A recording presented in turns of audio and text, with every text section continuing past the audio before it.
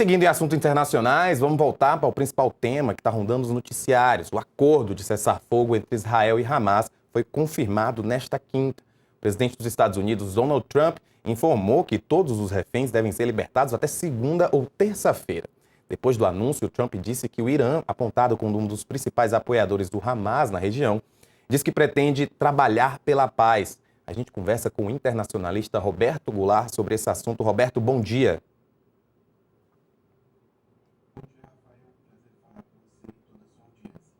Roberto, queria saber da sua visão, realmente é uma pergunta mais ampla, mas é para iniciar. O quão você acredita que, de fato, esse acordo de paz vai ser seguido?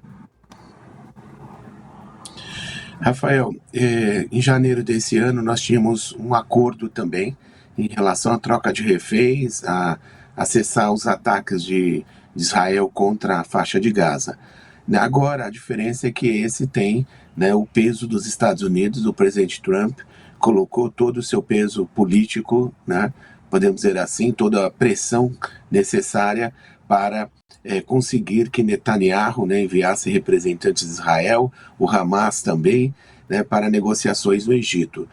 O acordo ele foi recebido com alívio e esperança, não só no Oriente Médio, mas em todo o mundo, dado, né, a tragédia humanitária que nós assistimos nesses últimos 2 anos na faixa de Gaza.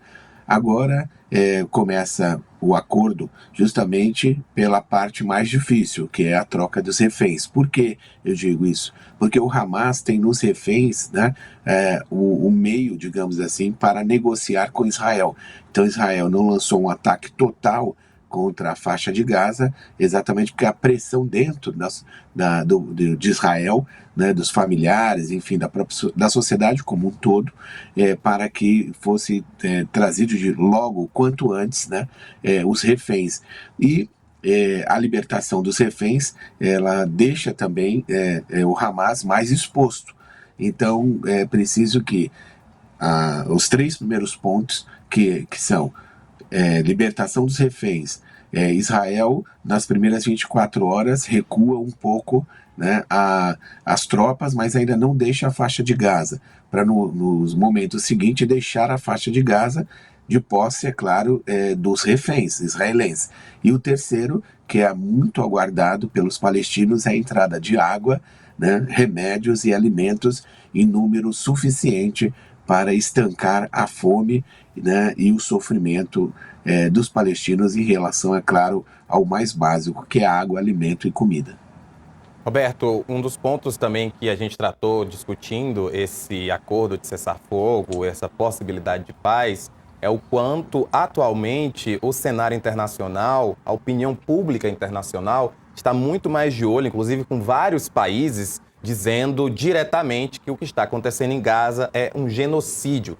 Você acredita que essa pressão mundial dos outros países, como ela pode influenciar para que, de fato, esse acordo que foi assinado essa semana possa ser seguido?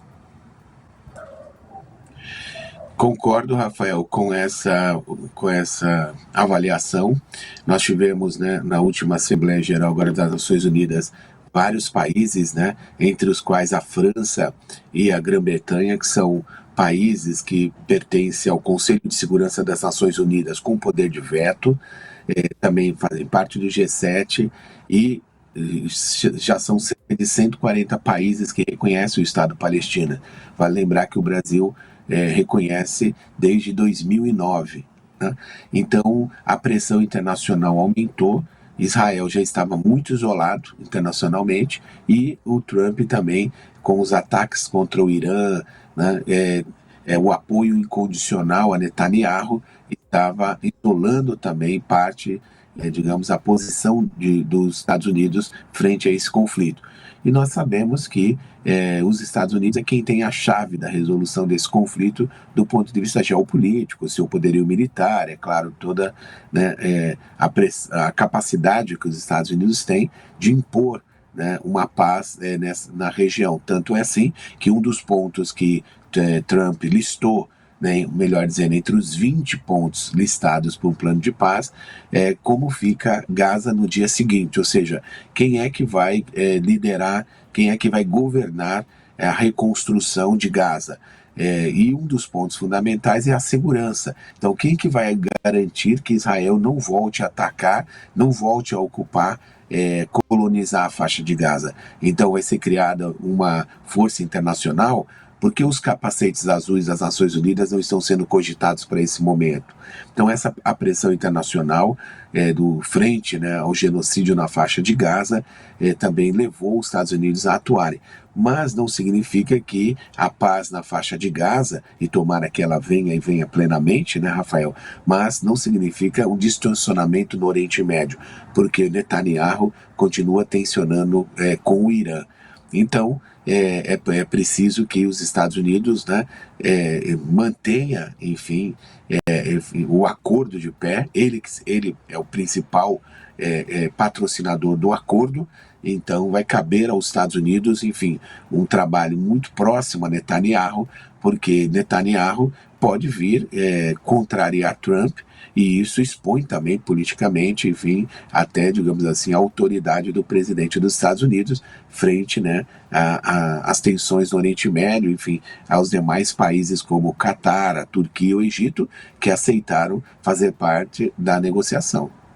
Roberto, essa sua resposta me traz também 2 questionamentos. Primeiro é esse que você, inclusive, já deixou claro aí, é se há expectativas de fato que Netanyahu vá seguir esse acordo de paz. A gente sabe muito bem que já houve outros momentos e a gente está vendo aí a destruição, a cena está passando inclusive agora, e é esse outro ponto que eu também quero saber. Um dos pontos do acordo de paz é de que o Hamas seja desarmado.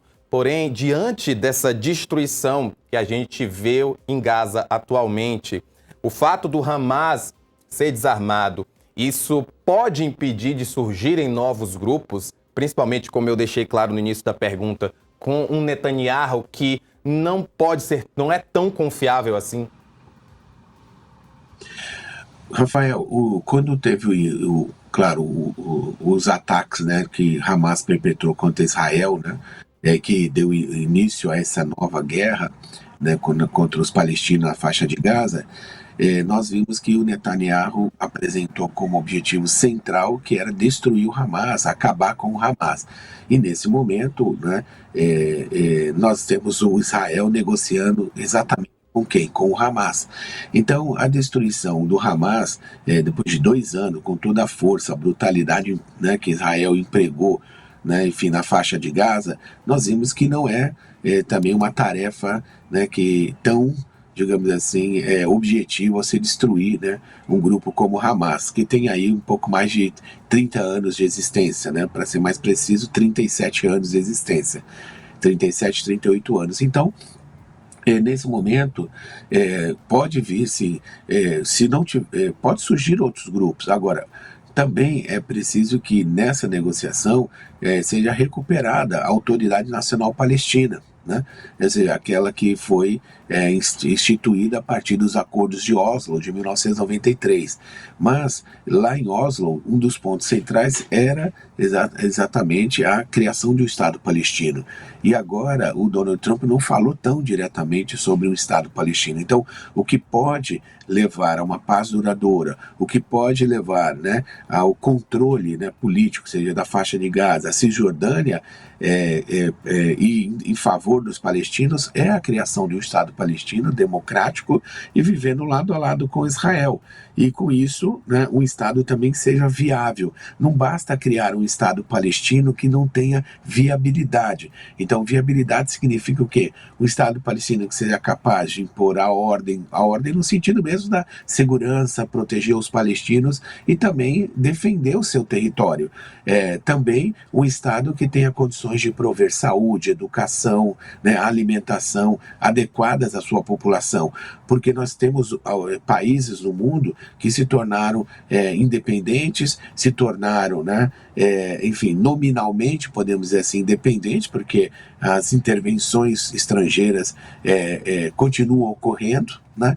e, ao mesmo tempo, frustra a expectativa da população de que, tendo o Estado, tendo a sua independência, precisa, é claro, também construir as condições materiais e, né, o apoio internacional para a viabilidade desse país. Então, a faixa de Gaza, a faixa de Gaza, Cisjordânia, em vindo se tornar isso, tomara que ocorra em breve, o Estado, né, ser criado o Estado palestino, que ele tenha viabilidade, né, e que tenha apoio internacional e que possa, enfim, corresponder aos anseios do povo palestino.